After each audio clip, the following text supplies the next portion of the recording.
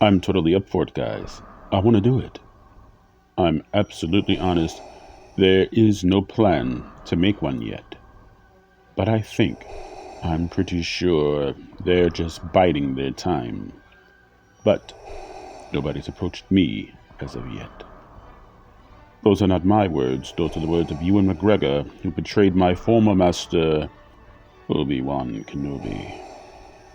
And, as plans for the second season of the Obi Wan Kenobi series get underway or not, I want to show you my final thoughts, a recap, a wrap up of the first season, which was met with mixed feelings, mixed reviews, but let's listen to them nonetheless. But I'm going to give a final recap of the Obi Wan Kenobi series, which was directed primarily by Deborah Chow.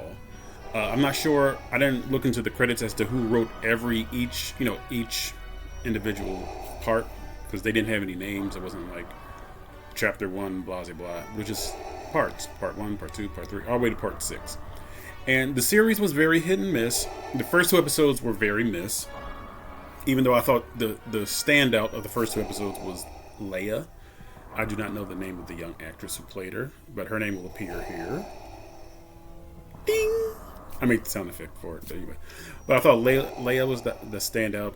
Even though her evading Flea from the Red Hot Chili Peppers in the jungles of Alderaan looked a little... and the fact that she could outwit and outmaneuver a former Jedi general and Obi-Wan Kenobi on that other busy Blade Runner looking planet was kind of... And Reva, I didn't appreciate too much. But when episode 3 hits, that's when things start to pick up. And I'll say things sort of escalated up until the last episode. That last episode was the best episode, hands down, of the series, the part 6, which featured the much anticipated rematch of Obi-Wan Kenobi and Darth Vader, which was very well done. Very well done. I loved Hayden Christensen's acting. He does more acting with his one eye than a lot of actors can do with their entire bodies. But all you got was this on Hayden. And there's just so much emotion conveyed. And I love the way his voice, Hayden Christensen's voice, and James Earl Jones's voices were kind of blending together. You know, it's like, Obi-Wan! Then you hear James Earl Jones's baritone come in. Very well done. The Reva character, I could do without. And it still bothers me that in episode 5, Darth Vader didn't kill her. And then the Grand Inquisitor come and say, we're going to leave you just like we found you. He sounded more like Mr. Body from Clue, Tim Curry. He didn't sound like the Grand Inquisitor from Rebels that we remembered either. And he was kind of a throwaway character as well, which is a little bit disappointing. And he didn't even look like one of the Powans from Revenge of the Sith. Revenge of the Sith, the lines in their faces were more defined. They were darker. They were scarier looking. This guy just looked like he had on tribal paint. And like I said, his voice was more like a British, butler. You want to come into Castle Vader? Or Fortress Inquisitors? I don't think that's something you really want to do if you are a Jedi. I didn't like the Grand Inquisitor at all. I didn't like his portrayal. I didn't like him at all. So the fact that he said, we're going to leave you where we found you in the gutter, that's not Vader at all. Vader would have just taken his lightsaber, just plunged it through her and made sure she was dead. And the whole, standoff at the homestead with Owen and Beru. Now all of a sudden they're like these fighters, these stalwart people. I mean, in A New Hope they were like, all right, we don't want Luke anywhere near the fighting. But now all of a sudden, yeah, we're fighting for Luke. It's a change of the characters, I guess, to suit the times or whatever. But there's something about continuity. It's like people just keep going when they should just go. Better writing would have been better suited for that.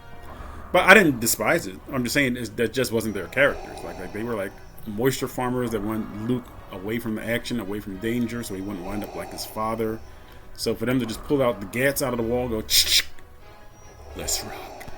And so the whole Reva arc could have just been ended early. I would have preferred her character if she was showing that same vulnerability the entire series. But for her to just show up on the scene like, I'm bad and I got a lightsaber. And just cutting people's hands off and screaming Obi-Wan's name. Like, who are you? Get away from me, Obi-Wan! I was like... But, like I said, they improved on her in episode 4 and 5. So maybe they should have just had her in episode 4 and 5. But anyway, and then the last episode really felt like Star Wars. Like, we finally saw an aerial shot of a Star Destroyer. We saw the Lambda-class shuttle flying. Like, I don't know if their budget was cut short. We heard some Star Wars-sounding music in the last one. Why not make a good series instead of a good finale with an okay series leading up to the finale? I just don't understand it. But anyway, it ended on a great note, and it leaves me anticipating perhaps a second season. And hopefully in the second season, there's no interaction between Vader and Obi-Wan, but we finally get to tie up some loose ends. There's a line from Star Wars Rebels where Darth Maul, formerly Darth, now just Maul. He says, "I cannot defeat Vader alone." Why would he say that? So as soon as I heard that line, I said, okay, they must have met before. It must have been an earlier clash. I would love to see that in the second season of Obi-Wan. And of course, there's the big mystery. Is Mace Windu still alive? Is he the one that rescued Grogu, Baby Yoda, from the Jedi Temple during the massacre? Because he was the only one that, even before everything went down, he said, "I sense a plot to destroy the Jedi." So with that foreknowledge, being thrown out of the Senate window, he could have easily landed somewhere and been safe, and immediately went to the Jedi Temple so that he could avert that outcome that he foresaw or sensed. So it would make all the sense in the world to show the fate of Mace Windu, and have the second season be more concentrated on Coruscant, and have a little more of a prequel feel to it. I couldn't have put it better myself. But well said, young man. You show promise. How excited are you for Season 2 of Obi Wan Kenobi? If there is a Season 2, I believe there will be. In fact, I demand it.